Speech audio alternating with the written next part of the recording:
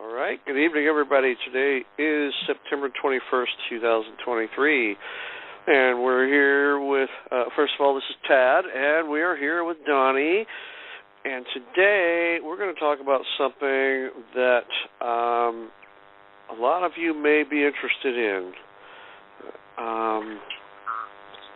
We all have credit reports, some good, some bad, but we have found a way for you to make some money off of a bad credit report. And it's something that will take multiple trips back to small claims, but I think this is something that's going to actually work out, that's going to be something that works well for a change, and I think you guys are going to be real happy with what we have. So, Donnie, why don't you take it away and start from the beginning, and let's talk about the credit report and what the laws are. Thanks, sir. Thanks, Tad. Thanks for everyone joining us today. I was pretty excited. I asked Tad, this is the second time Tad has allowed me to come on and speak with this audience. And I've been fighting credit and doing credit for about 6 years now. I started in my home, in my bedroom, and now it's basically a very, very full-time business. One of the things pre-pandemic, everything pre-pandemic has changed since the pandemic. I don't think anyone would argue with that. But the bureaus have too. And the agencies, the credit agencies, the big three, and there's hundreds of others in the country, but the big three, Equifax, Experian, TransUnion, have, in my opinion, gotten worse with responding to consumer needs. Anyone who knows anything about credit repair or credit fixing or dealing with the agencies, they would tell us, you write them in to your agency, and you will dispute any mark that you are in disagreement with. And the law gives the credit agency 30 days to respond. I normally give them 45 days with mailing, and then again, after the pandemic, the Postal Service went pretty bad there for a while. But now the agency seems to be taking advantage of people, consumers, in my opinion, to a high degree. And it concerns me because I deal with a certain amount of people. Tad deals with a certain amount of people. We can't help everyone. And I'd like to greatly influence what's going on with the credit industry to a positive degree. There's a couple things I really like everyone to be impressed upon before they leave this call. Number one, the credit agencies have never been given any authority by Congress to operate. The law reads, the agencies have assumed a position in our lives. How many of you on the call would allow me to assume a position in your financial affairs? What they are doing every day, they have no authority to do, but they are allowed to do it. Why? Because one of the reasons we don't know, and we don't know how to correctly fight them. And the bigger the company, as everyone knows, the more money they have, the harder to fight, the more attorneys, yada, yada, yada. But number one, they have no authority to do what they're doing, which is reporting your information. There are several different acts. I will read some to you, and they all reiterate what we all would think is a very basic thing in life, our right to privacy. If we were to go to the Fourth Amendment tells us we have the right to be secure in our persons, houses, and papers effects. If we were to go to the Graham-Leach-Biley Act, if we were to go to Dodd-Frank Wall Street Act, 1974 Privacy Act, Family Educational Rights and Privacy Act, FERPA, Fair Credit Reporting Act, and the FACT Act, FACTA Act. They all reiterate one major thing in our lives: our rights to privacy. So everyone thinks if the three agencies or more are reporting your private business transactions between you and Ford Motor Company, you and Bank of America, me and Wells Fargo, how is that our right to privacy be violated? Every day.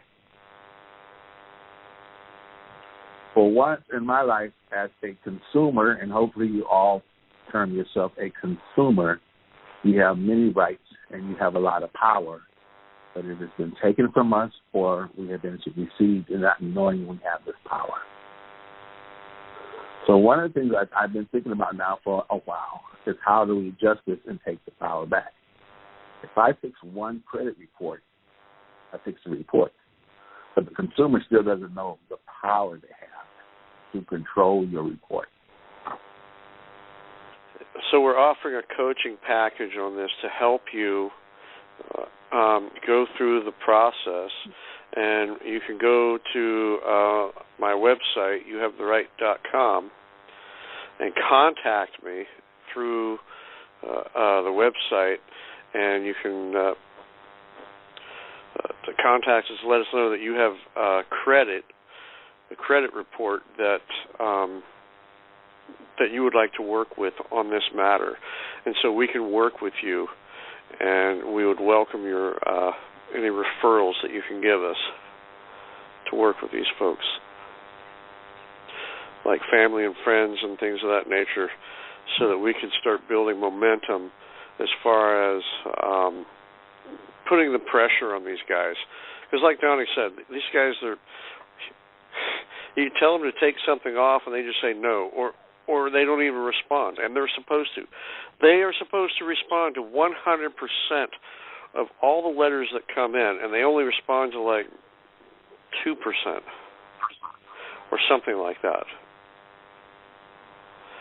So you have these agencies that they're supposed to be doing this stuff, and they're not. They're being irresponsible. Anyway, go ahead, Donnie. So, and speaking with Chad and what we've been doing, I've always, this thing here, if a person has bad credit, impaired credit, they want to get it fixed as quickly as possible so they can get back and start doing what they want credit-wise. So the law says, or the credit agency says, we write the agency and they have 30, 45 days to write back. And that's been bugging me for so long. Now, I don't know, we came up with, why don't we go to small? If we say go to court, most people think, which you're right, it takes time. It could be a year, 2 years, 3 years. They can hide up 7, 10 years before you get some type of remedy. But in small claims court, you're normally, depending on your state, you can be in small claims court in 30 to 45 days and get a remedy on your situation. The beauty of this for anyone listening and everyone listening, please understand, anything in your credit report is there illegally, unlawfully.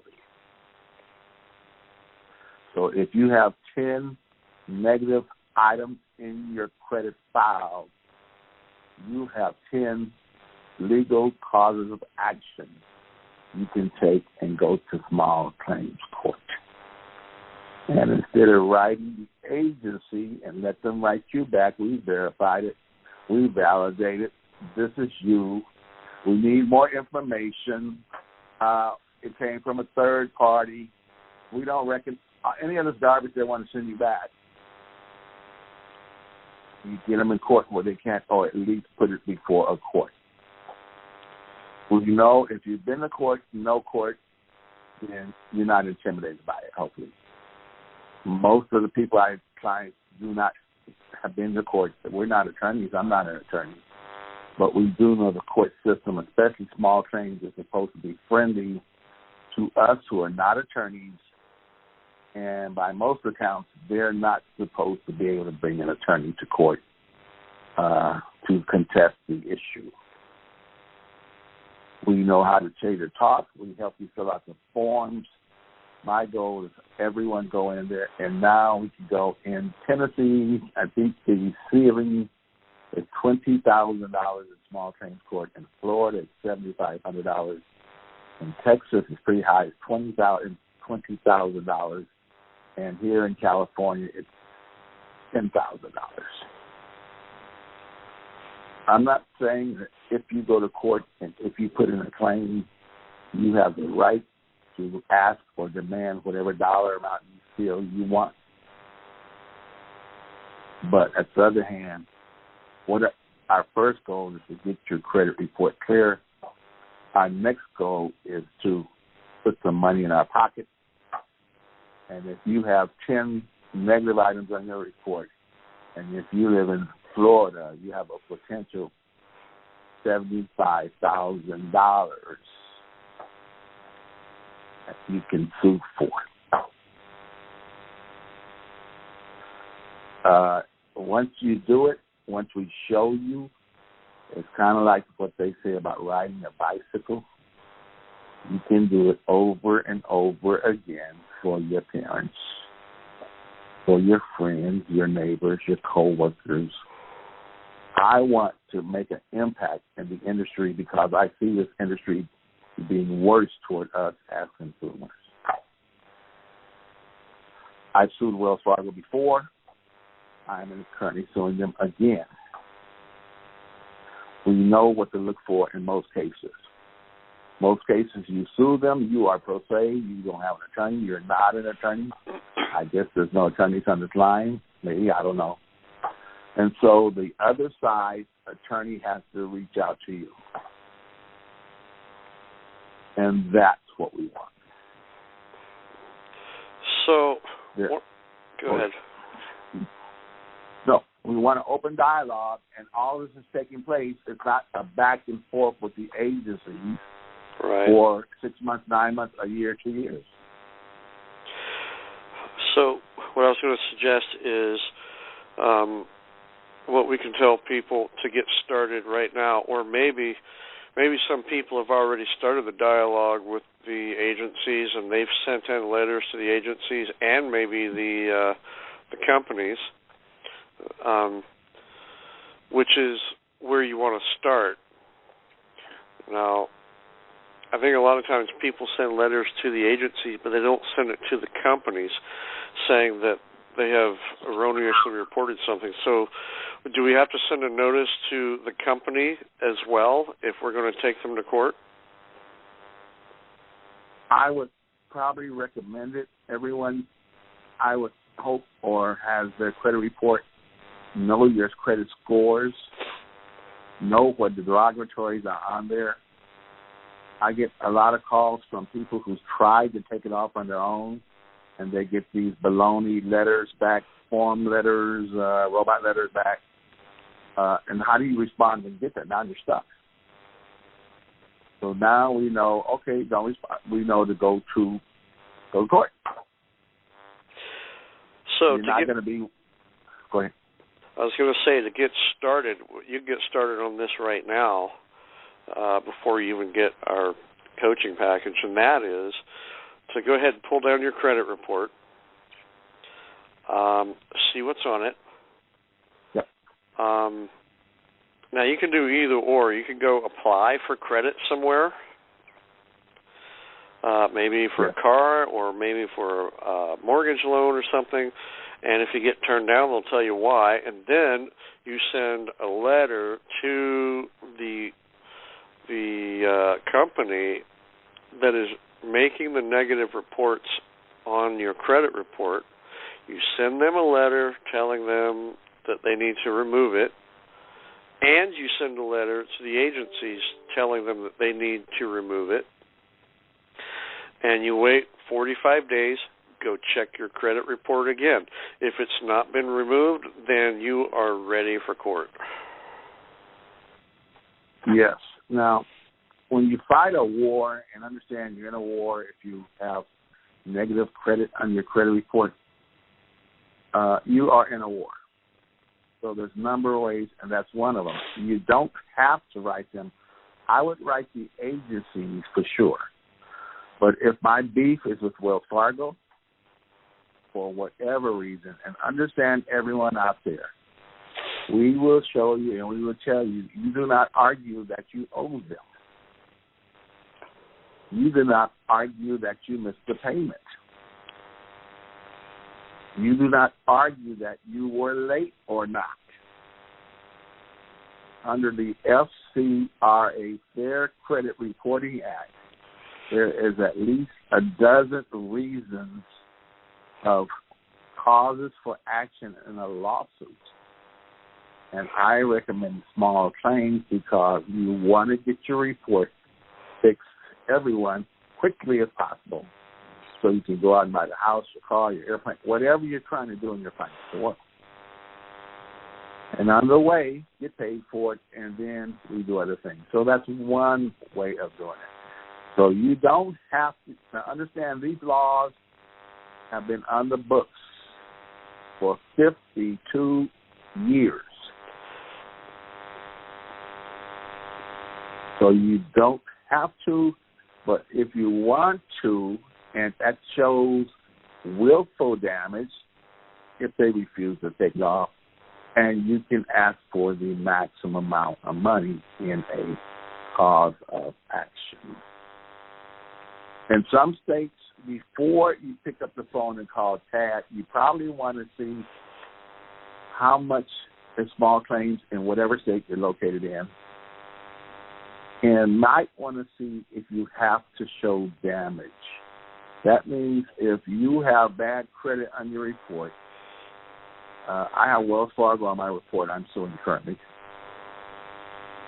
If I go down and get turned down for a car tomorrow, and Wells Fargo is the only thing on one of my reports, which is true, then because Wells Fargo put that in my report, I have been damaged. They are the reason. Now I have been damaged. I can ask for a maximum amount, or I can be tougher in a negotiation period. A lot of people are intimidated by court. When I first started going, I was, of course, a tad involved in there. But I think as you do this, you start to like it if you have it. You are in the driver's seat. All laws are in your favor in these consumer protection issues.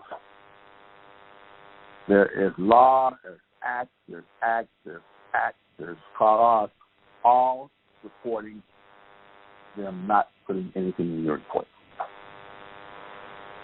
But we don't know to do that. If you have a lender that you owe or even have not paid, pick up the phone tomorrow. This is a bonus for everyone. Call them and ask for their non-disclosure forms. By law, you are supposed to get a non-disclosure form. 99% of lenders do not even know what it is. One other thing, I've been in this journey 6 years to get to a point where we have a legal staff, and I'm working with 3 or 4 people right now. Tad knows that. And if a person has a bankruptcy on their record, if you know someone who has a bankruptcy on their record, they have hit the lottery, they should call Tad immediately, because we're real close to launching. Those are not small claims issues as far as I'm concerned. If you have a bankruptcy reporting in your report, instead of being shameful, hanging their head, ashamed, I filed bankruptcy, who wants to admit they filed a bankruptcy, they should pick up the phone and call that. It's a different world. All right, you ready for questions? I am. Let's get some. All right. *6 on your phone if you have a question for us, and we'll be glad to answer it. So if you have any questions about this credit report or small claims or anything. Okay, 318 area code. Go ahead.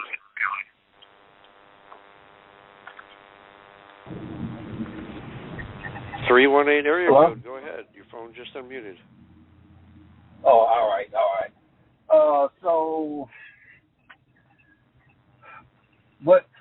So when it comes to dealing with these courts and everything, right?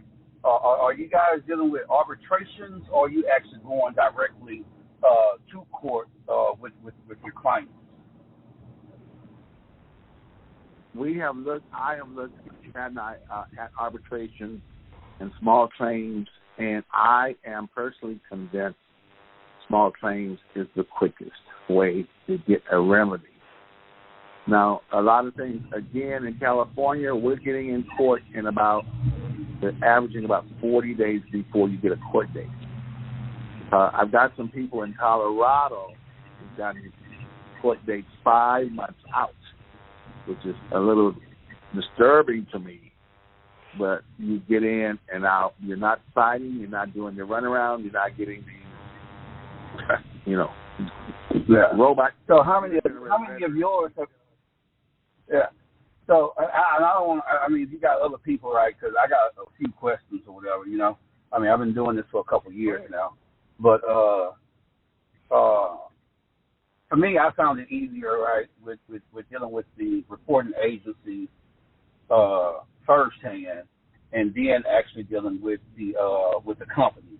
Now, I've been to court on my claims. Actually, been to court, right, on 4 of them, and out of the 17 others, they didn't even make it all the way to court, because of my administrative process. So, I mean, in your packet, do you have like an administrative process with that, or it's just? It is a process that we do. I've sued before under this, but again, with small claims, I do not advocate go to court. I'm not saying go to court. We want to settle. Sometimes the other party will tell you that, and I've got a guy in Texas who settled some cases. Sometimes they will play hardball with you. Sometimes they will wait till you get to the courthouse steps to see if you're going to actually show up, how far you're going to take it. And here in California, when you show up, I don't know where you are, here in California, when you go to court, they tell you step outside and try to settle it before the judge will make a decision. We don't want to go to court, so let's make that clear to everyone, especially a mom, single mom, or who's not familiar with court. We want to settle the issue. Now, me personally, since I've been to court, we're court savvy. We know how to go and talk to a judge and a judge and attorney. We can go in there, and I plan on doing that just to play the game. But my goal is not to go to court. The court is something that's held over their head, and there's a time limit there that they have to get this thing done. When you're writing the agencies or the lenders, they have nothing over their head that makes them have to take it off your report tomorrow.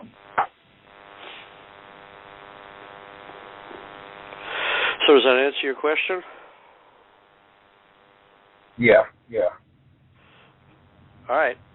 Okay, thanks for... Call back. Yeah, thanks for calling in. Okay, Darling. Hey, darling, I just want to state that, we, the people, can't be afraid of the court system. If we want to see a change, we have to stand on our square and get out there and start sticking up for our rights and privileges. And you can't be a wimp about this. If we want to see a change for our future and the future of our children, grandchildren, we need to fight against these people. And like Donnie said, not necessarily we have to be in the courtroom, but to just show them that we're not going to take this anymore. This is just, I want to stay positive, but this is just not right what they're doing. So, darling, I appreciate you both, and have a blessed evening. Thank you, Mary. You're welcome. Okay, 702 area code. Go ahead. Yes, thanks for taking the call. I had some success years ago in small claims court, but just for Fair Debt Collection Practices Act violations, as well as the TCP telephone, not the FCRA.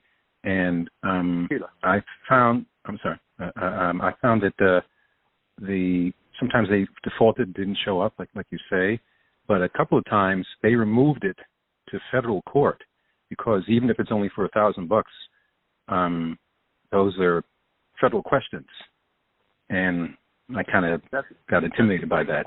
That's a great point. For someone who has acumen and been there, I would probably suggest you file in federal court first. Most of us, I have some experience with that. I went to court. I've been to court. I've been to people, and I'm supporting them, and some of them freeze up. They can't even. So the goal. Understand what I'm not saying. We want to go to court. We want to put them on the clock. And when you write to the agency, they can write you back 2 or 3 years of letters. You listen to some of these people on YouTube, and even some of them I have a lot of respect for, and some of them is like, oh my God. They'll say, write them another letter. I call it the begging method. You got a letter back to them and say, we're not going to take it out. Write them another letter. Wait. This could go on for 2 years, 3 years. And also I had read several. Go ahead. I'm sorry. Mm-hmm.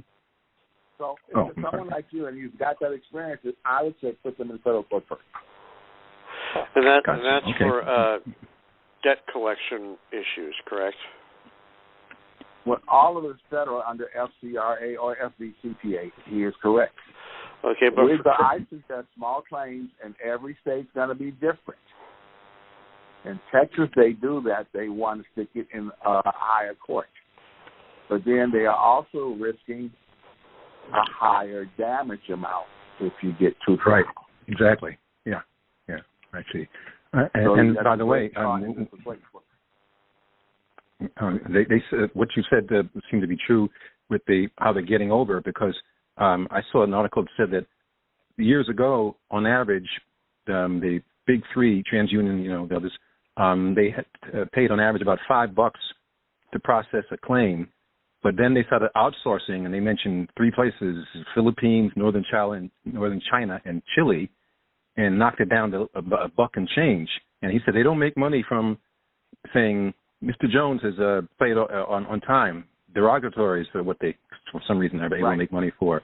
So that's, you got to go after them, but they're not, like you said, they're going to ignore you most of the time. And I even saw something where the guy said it's not cost effective all the time to follow the law, because the penalties are the same as when these things were formed around 1990 and 92. So it's a cheaper dollar, and most people are going to be intimidated by it, or not. If they know anything about this, they're not going to do anything about it. So that's what they're counting on, and it takes, unfortunately, a lot of courage to kind of fight them. But all right, well, thank you for that tip. You have the power. Right. Exactly. I'm on the phone with a friend of mine who's calling about address or something. And the lady at the address, she's like, well, you got to send us this. I got to send you all this. What is this about? Right. No. How about, now, when you go to court, understand, the agencies will hire an attorney in your area. Right. And attorneys do not come cheap. So how much money do they want to throw at this issue of 1 negative mark on your report or 2? How much money do they want to spend? $10,000 fighting one issue. I have a friend of mine up Northern California, I'm not going to say where, he makes his living doing debt collectors and agencies. And he settled one case for $40,000. So I'm telling everyone, if you are intimidated, we say small claims. It's supposed to be in and out. You're not supposed to be fighting an attorney. We would tell you what to say and what not to say. Right. But the goal is not to get to court. The goal is to make it, number one, cost effective, as the gentleman said. How much money this attorney billing? He's billing by the minute or every 15 minutes or every hour. He's getting paid. Right. Yeah, and actually, one time they did federal court. He said that I thought a small claims court is undignified, and he moved to the federal court. But as soon as he got there, he made me an offer, and I counted, and we settled. So he charged his client $400 just because he didn't want to have the possibility of going to small claims court. So that's kind of telling. All right. So does that answer your question? Yes, it does. Thank you very much. All right. Have a nice night. Thank you. So 689 area code. Go ahead. 689 area code. Your phone was just unmuted.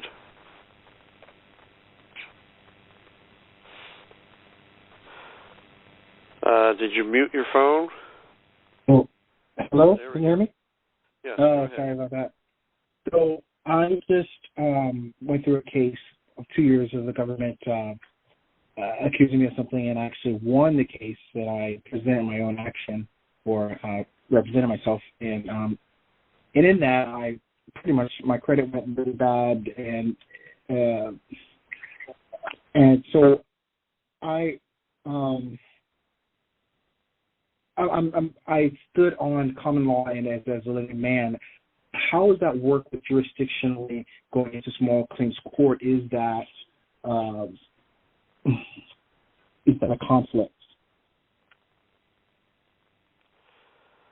Small claims court was created, I guess about 20, 30 years ago, and the concept was that I have a beef with somebody, and it's not a $5 million beef, it's not a $100 million beef, it's not General Motors versus Ford or whatever. It's Donnie Mays versus somebody. It's a five. Why are we in regular court and doing something that could be in the courts for years to settle? And it makes sense to me that they would come up with a court that you and I can get in and out quickly. Since it's not $1 million, I can't afford an attorney for a $500 issue, and the other party probably can't, and we wouldn't want one maybe anyway. But in return, they put a ceiling on how much the damages could be asked for or awarded in the case of a victory. So the whole concept is for the little guy, working guy, Joe Sixpack, Donnie Mays, get in and out. I don't have to be a lawyer. I don't have to know all the laws, because I can't tell the right or wrong. We have the FCRA laws, the acts guaranteed, not guaranteed, but enforce. You have rights to privacy. The FCRA, which we will be dealing with mostly, gives you the right to sue them and get monetary damages. And understand, if you go to court, if you choose to do this, I don't play poker, but I know the concept of poker, and it's a lot of bluffing. So we're going to sue, I'm going to sue, and I'm going to tell that guy I want $10,000. And he might come back and bluff me and say, okay, would you take $600? We want to get the ball rolling because no one wants to go to court. That's the last thing. I have to take off work. I got to go down here. I got to pay for parking. And what's this thing? I'm saying we use that as a wedge. When you write the agency, when you write Bank of America, some of these letters are just ridiculous, I guess. So now, if you write Bank of America or whoever, they write you back, well, we're not taking this off because the law says we have to report. Okay, no. I say you hit them with a small transaction. Bring them to the table. And watch the difference. Yes, awesome. And how much is the package? Well, contact me at youhavetheright.com. Go to the I just sent contact you an link. Okay. We'll go over your particular situation, and we'll let you know from there. Awesome. Thank you. All right. Thank you. All right. Final call, 908 area code. Go ahead. Hi there. Hi. Hi there. How are you? Thank you so much for this. Hopeful. So can you hear me fine? Yes, we can. Loud and clear. Go ahead. Okay. Good. So I wanted to ask, I know I'm sitting with some other groups as well, and was referred to you guys through Chris Hauser. He always speaks highly of UTAD, and says to give the money to you if we give it to anybody. So that's Thank cool. you. So I wanted to ask, in terms of someone mentioning jurisdiction on the last question, I think, there's a whole idea of creating conflicts by going to the courts, and I know we have to litigate, but I'm aware that there's possibly an option for online, and maybe some people are afraid to step in the courtroom for that reason. So I guess that's the big question, like, in terms of, like, are we the corporation or are we the person acting as the agent? We're supposed to wait for, get called in on special appearance, I think, only for court. I've only been studying for like a year, but that's I'm going to tell you, the small claims court, that makes no difference. Because really, like Donnie said, small claims court is basically small claims between two people or between you and a corporation. It doesn't really matter. They just look at the facts and make a determination from there. Just like Judge Judy. I can't stand Judge Judy, but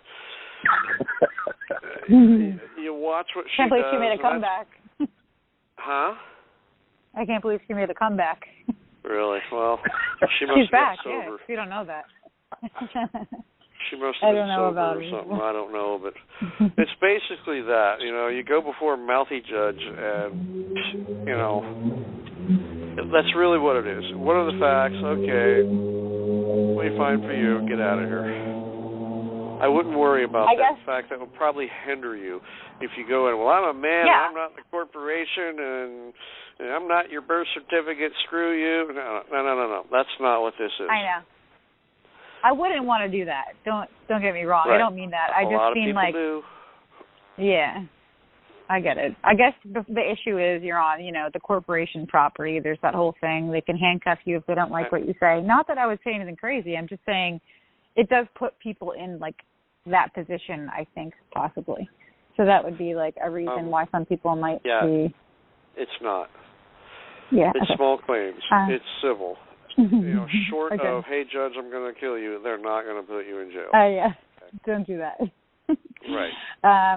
My other question was, so if we write to the credit reporting agencies, would we list every infraction that we feel is something that is incorrect? Or, like, would it be an exhaustive list, or would it be a general, like, fraud letter? What would you guys say on that?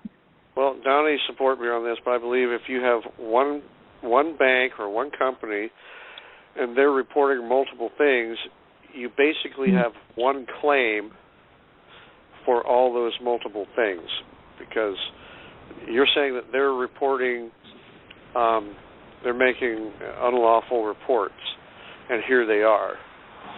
So, and the small claims only has a small limit, $10,000, whatever. So it's not like you could take this company back to court 3 or 4 or 5 different times. You get one shot at it, and then you report everything that they're doing. And Donnie, I think you'll support me on that. Yes, absolutely. And let me add some more to it for the listeners. I appreciate your call. There's a couple things. Yes, thank you. Go ahead. You're good. I'm waiting for you to speak. All of us should understand the power of our signatures. As you're studying, and everyone, yes, your signature is everything. If the credit agencies do not have your signature to report anything in your report, they are violating your consumer rights. And they do not have anyone's signature in their credit reports. They're just doing this because, for the most part, we're ignorant, or we've been suckered or snookered in believing we have to deal with them. I want to also say there's a company. Go ahead. No, I don't want to cut you off. No, go ahead. I want to answer your questions. That's why we came on. Okay, but we might forget what you said. No. Okay, yeah, I so was just going to that's say. the first thing. If it's in your report, you have a cause for action. You have a cause. If it's in your report and you did write TransUnion and say it's okay for you to put in my report that Joe Blow's, I had a repossession with Joe Blow, they're violating your consumer rights. Okay, got it. That's amazing. So what about now, on the other side when like a credit? When they do what? I was going to say, like, what about on the other side? So, like, say, Capital One, for example, you sign off when you get a car and it says a page, long of, like, we're going to check your credit, and maybe you don't understand they're going to do it 10 times, but you still find that end of it. Even if it's, I know it's void because it's fraud, the whole thing, but would that be like... That's a great question. And that's a great question, and I've heard other gurus on YouTube mess this up. Yeah. When I sign to get a MasterCard, Visa, or a car, when anyone on this call signs and gets any credit extension in that contract, it gives them the right to report. So you have given them the right to report. Right. But Congress came in again and protected your right to privacy. They can only report to a affiliated corporation. All this is the package we put together when you go to court, if you have to go to court, or that you're going to send over to that attorney. What is an affiliated corporation by law? An affiliated corporation by law is a corporation where they have a 51% or controlling interest in that corporation. And I've heard others say, oh, no, you signed and you gave them the right to report. And they'll tell you that, and if you don't know the law. So I can assure you, none of these companies that are reporting to these agencies have a controlling interest in Equifax, TransUnion, Experian, and all the rest of the garbage out there. They're still violating the law and the consumer rights, unless you gave them permission to report to a non-affiliated corporation. Right, so the affiliated corporation would be like... sister corporation. Years ago, somebody remember Bank of America owned Countrywide. So that means Bank of America could... It's like being in your family. You can share information with your family. You wouldn't share it to your outside neighbors. Yeah, so it's like the internal debt collection concept. Yes. Like when there's like an internal debt collection. We'll deal with that, but that's a whole other scam, I know. Own the debt collection agencies, so that's a different beast. But that's a good question. Yes, you do give them the right to report, and that's why I told you. I hope you caught the beginning. Call them and ask for your non-disclosure forms. Because everyone can call Bank of America, please send me my non-disclosure form, and then send the non-disclosure form in and come stop reporting to the agency. I mean, I've been asking just for... I've been asking for, like, off the cuff. Sorry, I know there's a connection, like, slow down. We're talking, and then we're talking. You've been asking for what? Yeah, I was just going to say, I've been asking for things like paper contracts and things like that from companies that I work with. And, like, I'm getting hung up on, and I'm getting, put on hold for an hour, and then nobody's sending anything. So, yeah. What was it? Yeah, what did it say it again? When you file a lawsuit, that attorney will not hang up on you, okay? Yeah, I know, I understand. I know, it's just garbage. I'm like, really have to record every conversation. But, I appreciate it. Thank you for your time and answering. I feel like my questions help me a lot. So thank you. Right, thank you. If anybody, I want everyone to lose this call with a different outlook in how we fight people. Yeah. I call it the begging system that I personally did myself. Write them, call them. You call them, it's just a disaster. I physically driven to a location in California with Experian. A disaster. Why am I asking? Why am I begging? when you go to court, you are the plaintiff. How many times does the plaintiff? What's the percentage the plaintiff wins? That. I was going to add. I don't know if I'm advantage. still on mute. Absolutely. The plaintiff wins about 80% of all court cases. I'm sorry, didn't know you were going to. Oh, I am? Okay, good. I still have access. I was going to ask you, there's somebody who said something about if there's a plaintiff corporation lawsuit or court case, it's basically like null. But if it has to be like plaintiff, like person to person, so what do you guys think about that? Like say, me versus state of New Jersey, for example, that case, if there's no person identified on there as the opponent in the case, I forget the word, sorry, not plaintiff versus the other. If there's no person notated and it's just, state of New Jersey, then, the case is, illegal. Because you did mention person versus corporation.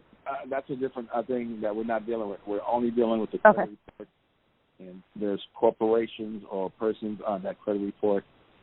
And when they put it in your credit report or respond to you, 99% of the time, there's not going to be a name. And usually if they give you a name, it's a false name, pseudonym. So that's the least of our issues if it's a credit issue. We know it's whoever on that report, they have a name, they have an address. You have to find, the biggest problem is finding the address of service in your community, in your county where you'll be serving. That's the biggest problem to all that. That's the biggest headache. But a good process server can find them in 15 minutes or so. You call them address of service? That means, for the courts, you mean? No. Yes, for the courts, you have to. Every corporation has to have an address where you can serve them in case they get sued. Oh, right. Okay. If they do business in your state or county. So if we didn't use somebody... Sorry, I just wanted to ask about the registered mail concept there on serving. It depends on your state, and some you do like that. It depends on the state you're in. Every state's a little different. Some say hand-to-hand, some say mail. Okay. Amazing. Thank you. I'll step down. Thank you very much, both of you. Thank you very much. All right.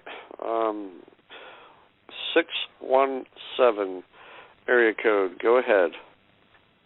Oh, hello. Thank you. I have two quick questions.